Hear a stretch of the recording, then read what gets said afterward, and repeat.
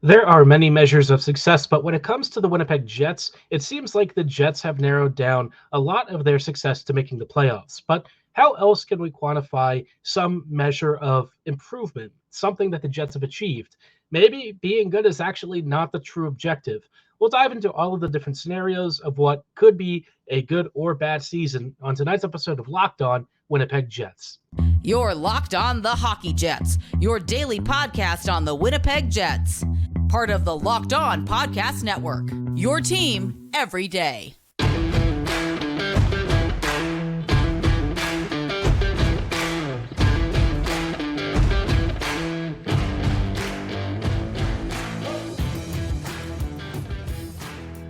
Good evening, friends, and welcome to this episode of Locked On Winnipeg Jets, part of the Locked On Podcast Network, your team every day. I'm your host, Harrison Lee, an avid Winnipeg Jets fan and an online blogger. You can follow me on Twitter at HLivingLoco and at LO_Winnipeg Jets. As always, thanks for making Locked On Jets your first listen of the day every day.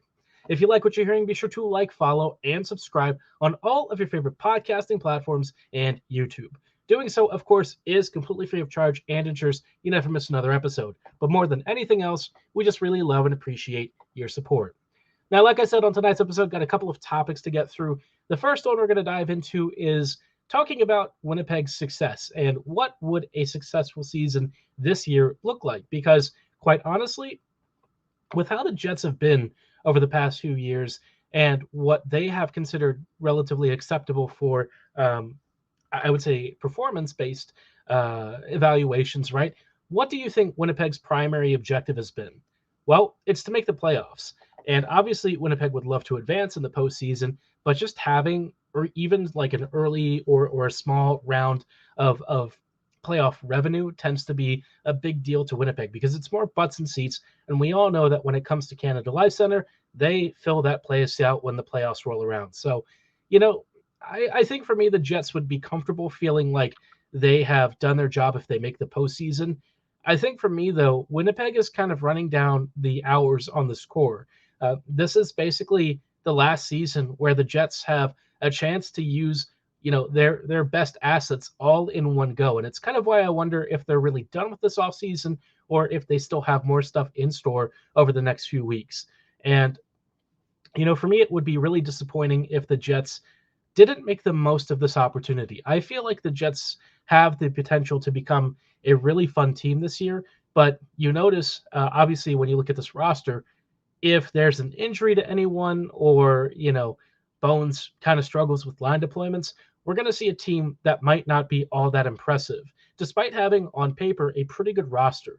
I think that this is one of the deeper teams that we've seen from the Jets over the past few years.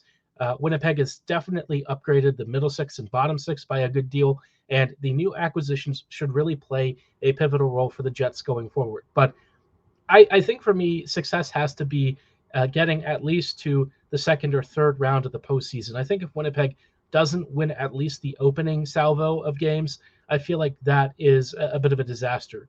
Not because they aren't going to match up against a tough opponent. I mean, if they get into like a wild card spot, there's a good chance they're going to be facing one of the top seeds. So it's understandable if you get knocked out earlier. But by the same token, the Jets also don't have the luxury of being able to miss all that many playoff runs, right? They've got to make the most of what they have now. Otherwise, to me, it's kind of a failure. And it's really disappointing because the Jets have been stuck in that loop of failure for the last few years. And I know people will say, well, they lost to the Vegas Golden Knights, and the Golden Knights ended up winning the Stanley Cup. I don't care. At the end of the day, the Jets ended up still losing. Whether you lose to the Golden Knights or in a more inferior opponent, it doesn't really change that. For Winnipeg's perspective, they are still out of the postseason and not involved in the picture, which is bad, right? That's not great. I guess if you're thinking about it though, and the Jets were to miss the playoffs, you might say that a successful season is one where a lot of the kids take a step forward. You have younger prospects filtering into your big club, and maybe you even get a shot at like a lottery pick. Now, I feel like if the Jets were going to be that bad, it would have been a lot more preferable to have it this past season. Obviously, the Fantilli, Michkov, and Bedard sweepstakes, everyone wanted a piece of that, like no question. You have some of the top prospects over the past several years all condensed in the first 5 picks. Getting one of those lottery selections would have been a dream, but obviously that didn't really happen for Winnipeg. And so I think for this upcoming season, I'd really prefer the Jets to avoid tanking. I feel like that's not going to end up well because obviously Winnipeg is not really interested in rebuilding, and I don't want them to waste the years of good prime players. I know that sounds kind of silly, but I feel like if you tank and you have all of these guys on your payroll, it could end up pretty ugly. You might watch more players walk away from this team, especially young talent like Velarde. I'm very mixed on it. I feel like if the Jets are really interested in making the playoffs, they have to go deep. It can't be a one and done series again. They've done that a couple of times over the past 2 years. Not often, I would say. They've usually been able to get, advance at least through one round. But even in some of those series where they've won, they were not the better team. So, yeah, I think for me, Winnipeg really needs to show up and have a strong year. And it'd be nice if they could do it for the entire season. I really want to see continued growth and progression for a lot of the prospects. If the Jets narrowly miss the playoffs, but they have shown dedication to developing the youth and integrating that next core into the team, I'm not going to complain. I'm okay with that. Thus far, I feel a little mixed as to whether Bones actually does that enough. I feel like he has talked about it a lot, but I haven't really seen evidence of that philosophical change, with enough of the prospects and players that the Jets have. And it's not entirely on him. Obviously, there are some contractual things and some waiver situations where the Jets have had to use more veterans than some of their prospects. But by the same token, at some point, you're just going to have to open spots for your young talent, because the longer they sit in the minors or in the press box or in leagues where they're not really being tested at the top level, that ability for them to reach the next level starts to diminish. I think we've seen that with Heinola, and I don't want to see it happen again. So the Jets really need to, if they're going to make the playoffs, you got to have a deep run. I feel like that's the only way to really be successful this year, unless you somehow end up with the lottery pick, which has its own issues that, you're going to have to contend with, especially with guys who might want to leave.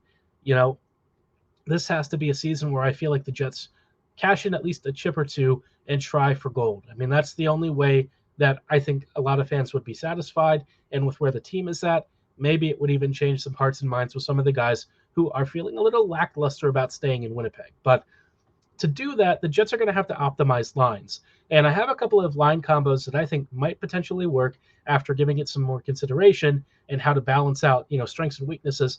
We'll dive into what each of these pairings or trios could potentially bring and how it might help the Jets stabilize what has been a recently rocky forward grouping. Before we go any further, though, I do want to shout out our friends and partners at AG1. What do you think is the most important thing about being healthy, right? Is it being active? Is it ensuring that your internal systems are all good to go? Well, kind of like having a professional championship team, your body needs to be in perfect balance. You need to have all of the supplies and logistics running full steam. But it's hard to get all of those essential vitamins and nutrients from just eating food alone. Sometimes you need a little bit of a helping hand. And our next partner is AG1, the daily foundational nutritional supplement that supports whole body health. I drink it literally every day. I gave AG1 a try because I was looking to add that balance to my life, something that helps me get up in the morning, gives me a kickstart to my immune system, and fortifies me against all of the crazy threats to our bodily nutrition and health that we face on a routine basis. And best of all, AG1 is super convenient because it's just one scoop in a cup of water every single day. It comes with 75 vitamins, minerals, nutrients, and whole food source superfoods. It's backed by science. It's a science-driven formula. And you know what? You don't just have to take my word for it. Over 7,000 five-star reviews from folks like you or from pro athletes and trainers tells you that AG1 and Athletic Greens are the real deal. And of course, if you're wondering about how much it costs, AG1 is super affordable, clocking in at around $3 or less per glass. You really can't go wrong. It's a lot cheaper than that expensive cold brew habit, and I really can't recommend it enough.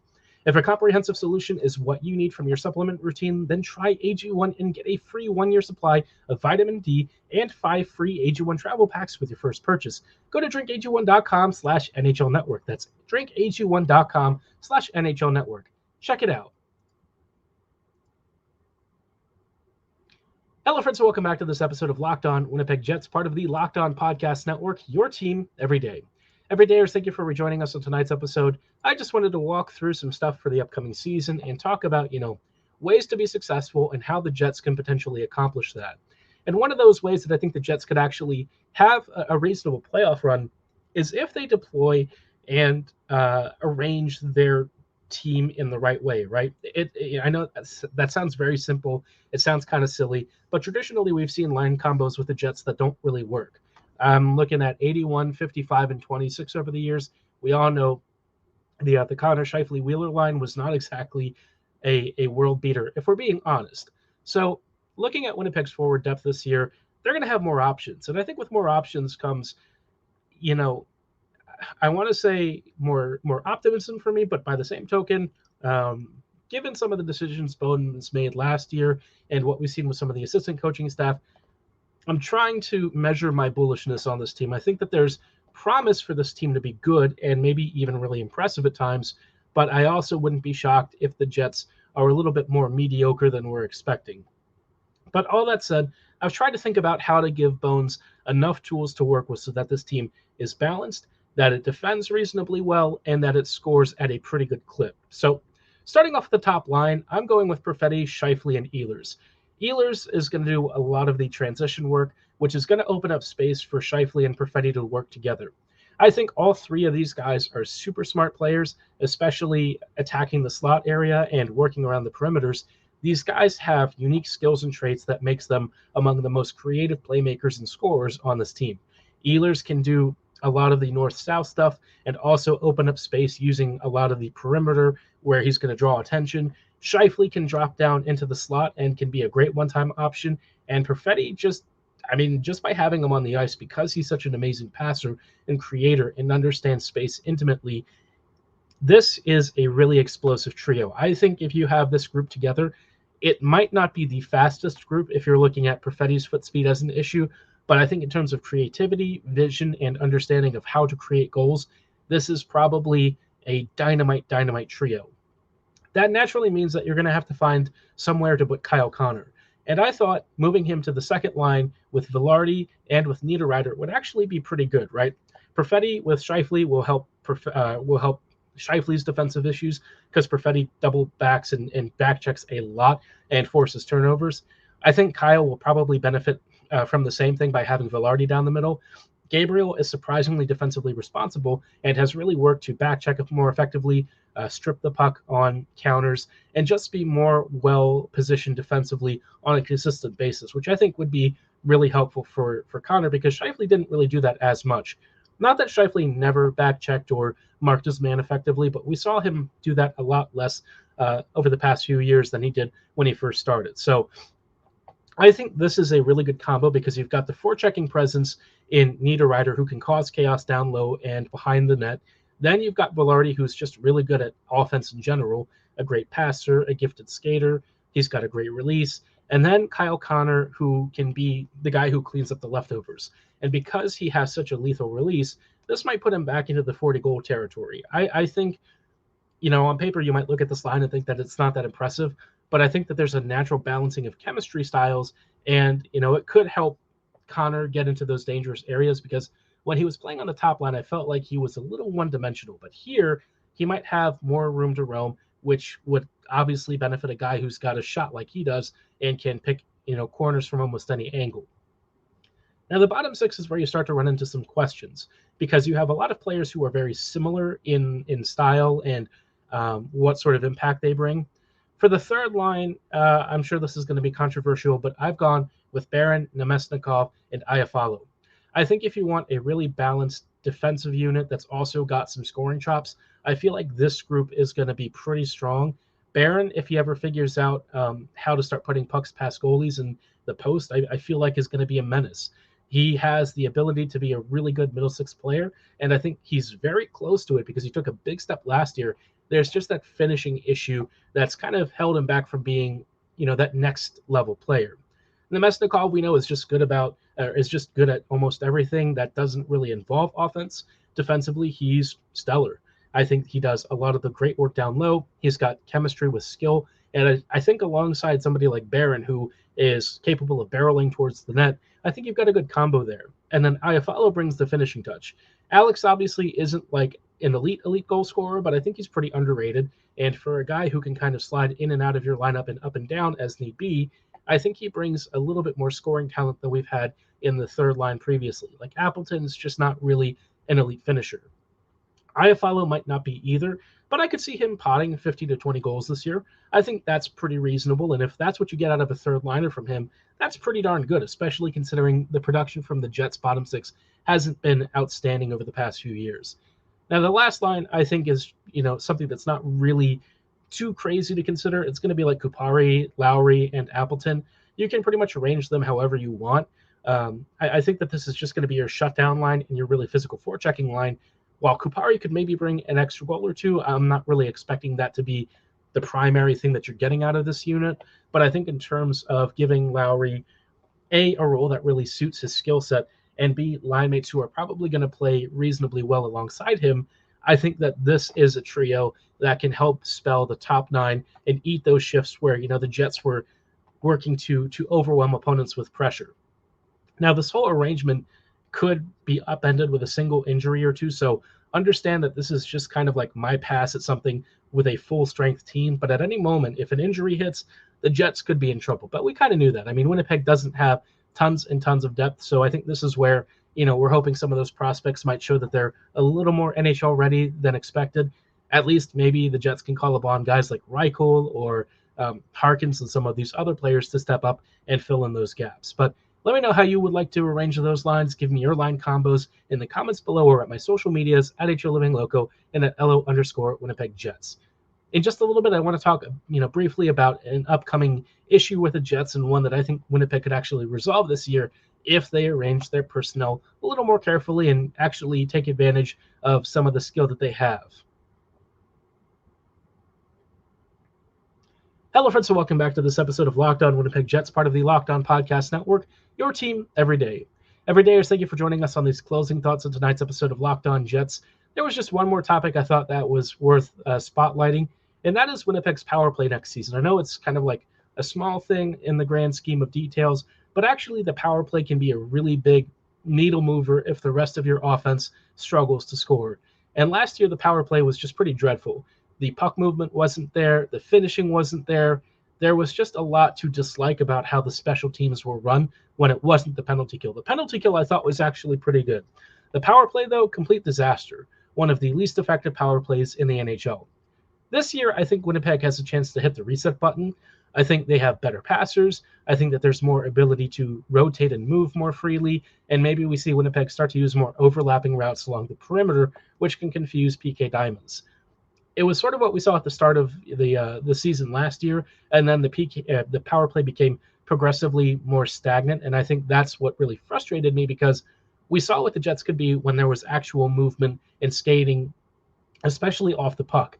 I felt like when Winnipeg was trying to run screens, almost like a basketball sort of situation, Winnipeg's power play was way more effective.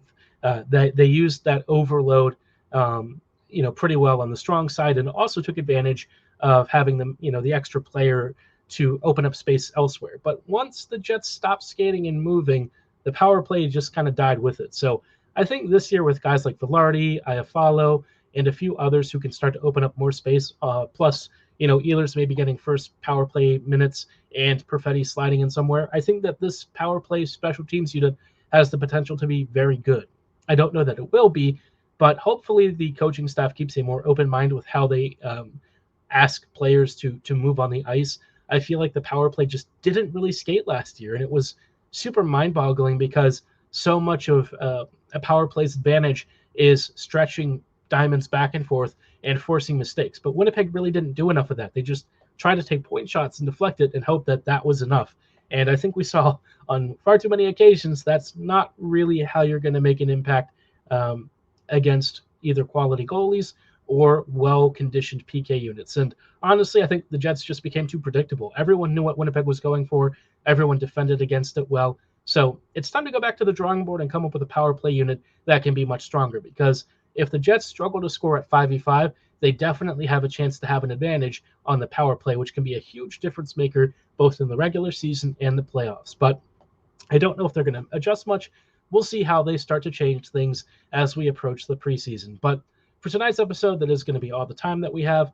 Next week, we're going to be starting a 3-episode-a-week counter, just because It is the off season, and news has definitely slowed down a bit. We'll have our continued off season coverage, but like I said for tonight's show, that is going to be all the time that we have. Thanks so much for making Locked On Jets your first listen of the day every day. Every dayers, we will see you back here next Monday for more off season coverage. Have a great night, and go Jets go.